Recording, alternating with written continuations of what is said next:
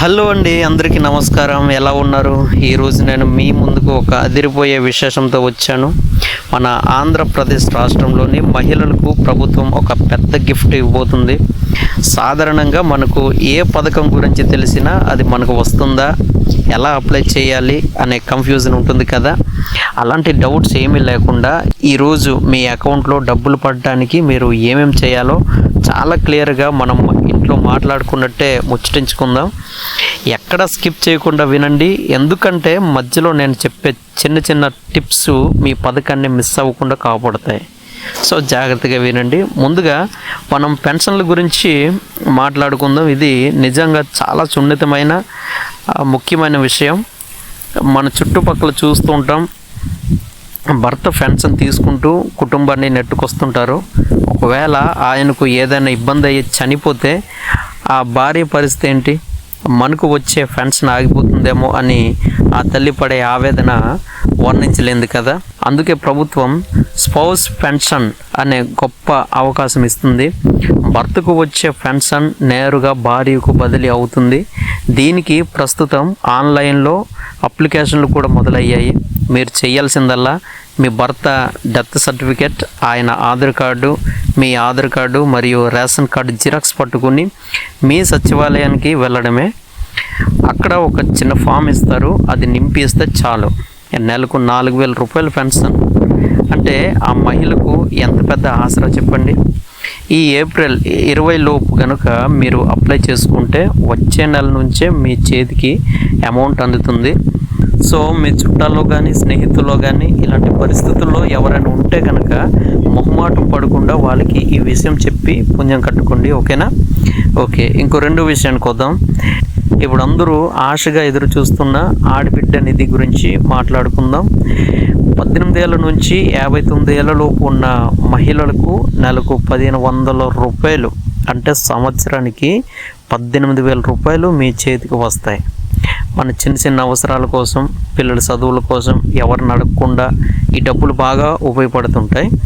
అయితే అందరికీ ఈ డబ్బులు వస్తాయా అనే చిన్న అనుమానం ఉంటుంది కదా. ప్రభుత్వం కొన్ని నిబంధనలు పెట్టింది. ఇంట్లో ఎవరైనా ఇన్కమ్ ట్యాక్స్ కడుతున్నా, లేదా మీకు సొంతంగా కారు ఉన్నా, లేదంటే నెలకు 300 యూనిట్ల కంటే ఎక్కువ కరెంటు వాడుతున్నా ఈ పథకం వర్తించదు. ఈ నియమాలు ఎందుకంటే నిజమైన పేదలకు, మిడిల్ క్లాస్ వాళ్ళకు ఈ సాయం అందాలనేదే ప్రభుత్వం యొక్క ఉద్దేశం. అందుకే ఇప్పుడే మీ పేపర్లన్నీ ఒక్కసారి చెక్ చేసుకోండి. ఏప్రిల్ నెల చివరిలో అప్లికేషన్లు మొదలయ్యే ఛాన్స్ అయితే ఉంది. అప్పటికప్పుడు కంగారు పడకుండా ఇప్పుడే అన్నీ సిద్ధం చేసుకోండి. ఓకేనా? అండ్ నెక్స్ట్, ఇక్కడ నేను మీకు ఒక రహస్యం చెప్పాలి. చాలామందికి పథకాలు రాకపోవడానికి కారణం కూడా ఒకటి చెప్తాను. మీ ఆధార్ కార్డులో మీ పేరు, అడ్రస్ కరెక్ట్గా ఉన్నాయో లేదో చెక్ చేసుకోండి. ముఖ్యంగా మీ ఫోన్ నెంబర్ ఆధార్తో లింక్ అయి ఉండాలి. ఎందుకంటే ప్రభుత్వం ఏ అప్డేట్ ఇచ్చినా మీ ఫోన్కే వస్తుంది కదా.